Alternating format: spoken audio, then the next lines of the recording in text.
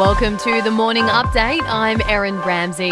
Detectives are still yet to piece together exactly what happened to little Cleo Smith after she went missing for 3 weeks. The 4-year-old girl disappeared from a Western Australian campsite just north of Carnarvon. She was discovered in a house in Carnarvon early yesterday morning, just minutes from the local police station and her own family home.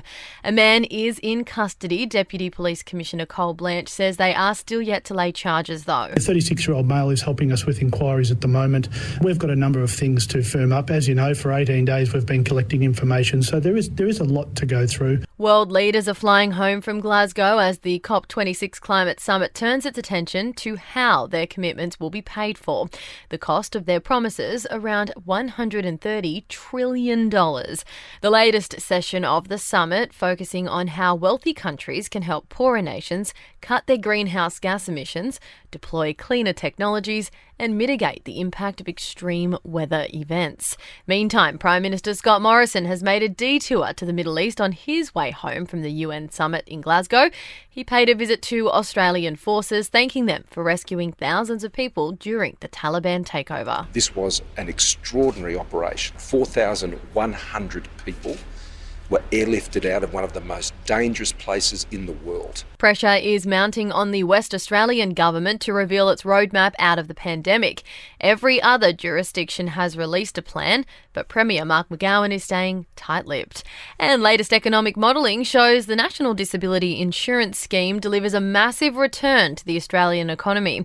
For every dollar invested in the NDIS, the economy benefits to the tune of $2.25, a total annual return there of $52 billion. To sport at the T20 World Cup, Australia must win against Bangladesh today to remain in contention for a place in the semi-finals. In the latest game, New Zealand beat Scotland by 16 runs.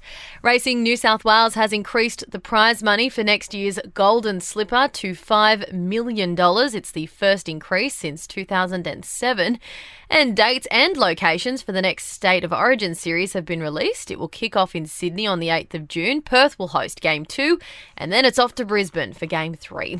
In entertainment news, Jared Leto and Macaulay Culkin have walked the runway at the Gucci fashion show in Hollywood.